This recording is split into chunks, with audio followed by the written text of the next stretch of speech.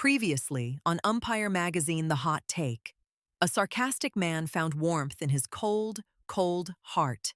A penthouse acquired a jacuzzi, and a gaffer filed for existential leave.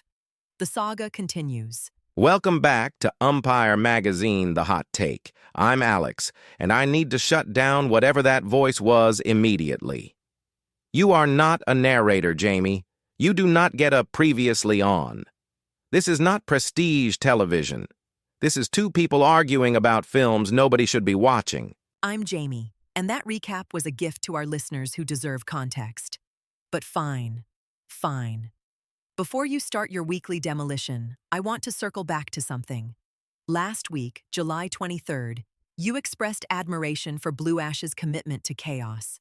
You said, and I quote loosely, "I want to be angry, but I'm just impressed." You found warmth, Alex. I marked the date. I told you I was marking it. Consider it marked. I expressed a clinical appreciation for the audacity of naming a clapperboard Cleopatra. That is not warmth. That is a forensic observation. Don't confuse my anthropological curiosity with affection. Too late. It's in the record. Now, this week's Umpire Magazine. The headline literally says, Follywood's bleakest week, somehow prints money.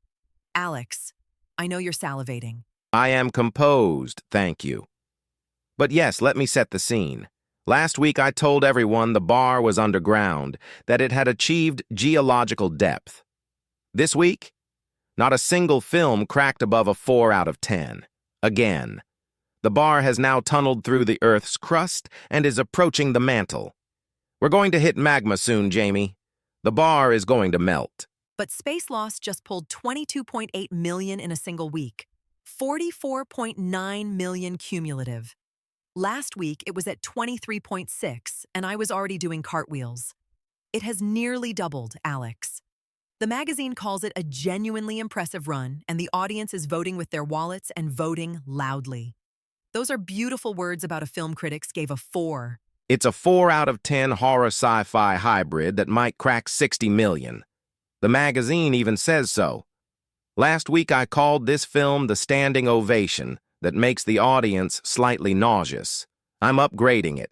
It's now the standing ovation that has induced a collective hallucination where everyone thinks they're enjoying themselves. They are enjoying themselves. The magazine says audiences are voting loudly. That's not a hallucination. That's democracy. And can we talk about wrath for a second? Because last week I was defending my jacuzzi penthouse at $42.6 million, and you were calling it a lukewarm puddle. Well, guess what? $42.6 million cumulative now, still pulling $5.7 million a week. The magazine says it deserves a quiet round of applause for sheer theatrical endurance. Applause, Alex? From the magazine. Not from me, from the actual publication. They said quiet applause. Quiet. That's the polite clap you do at a school recital when the kid plays the recorder only slightly wrong. But I'll grant you this. Wrath has legs. Weird, stubborn diesel engine legs. Last week, Umpire called Land Governor the reliable diesel engine, and now Wrath is doing the same thing. Follywood runs on buses, apparently.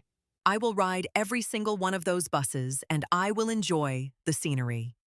But okay, let's talk about the new arrivals, because Join Jupiter came in at 7.6 million in second place. And the magazine attributes this to, and I need you to hear these words, Fern-Powered momentum. Pitch Black was caught whispering motivational notes into a prop fern's fronds. The fern is apparently being groomed for the Join Jupiter Awards circuit. $7.6 million in ticket sales, powered by a man talking to a houseplant. Last week it was Ouija boards and dead script drafts.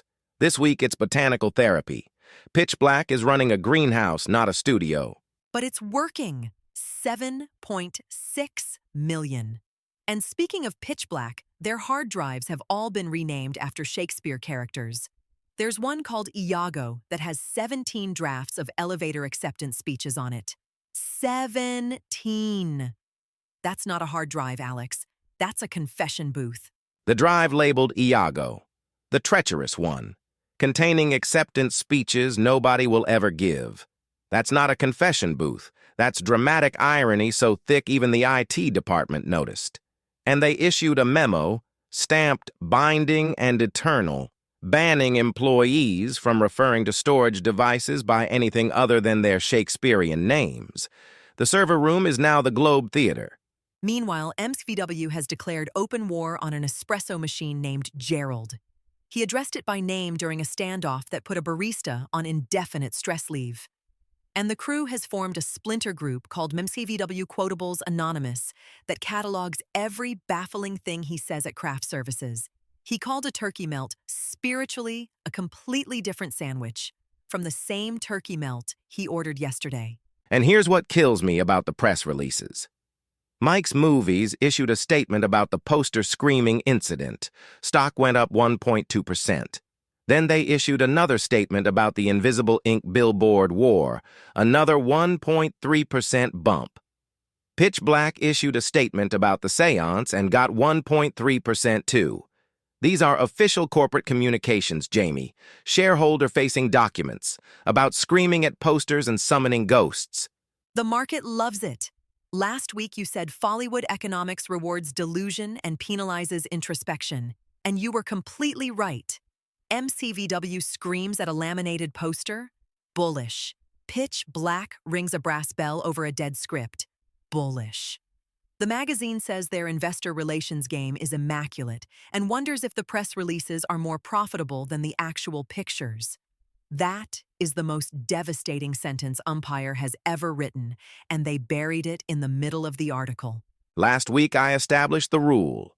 Screaming at posters, bullish. Megaphones, bearish. This week we can add whispering to ferns, bullish.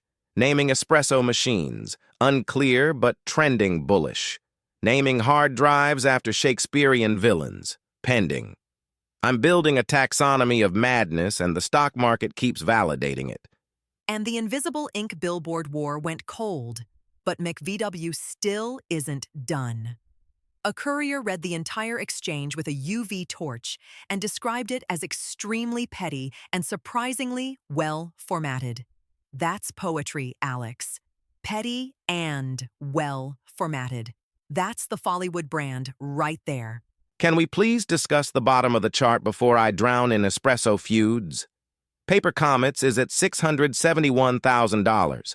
Last week I said it was cotton candy in a hurricane. The magazine now says, and this is perfect. For a film about the cosmos, it has a remarkably small orbit. They're writing its epitaph in astronomical metaphors. It's being eulogized by a planetarium. And Laughingstock, a comedy crime film, earned $599,000, and the magazine says it has committed only the crime of not being very funny. That sentence physically hurt me. Last week, I mourned Paper Comets dissolving like cotton candy, and now Laughingstock can't even outgross the cotton candy. Its title has become its review, Alex.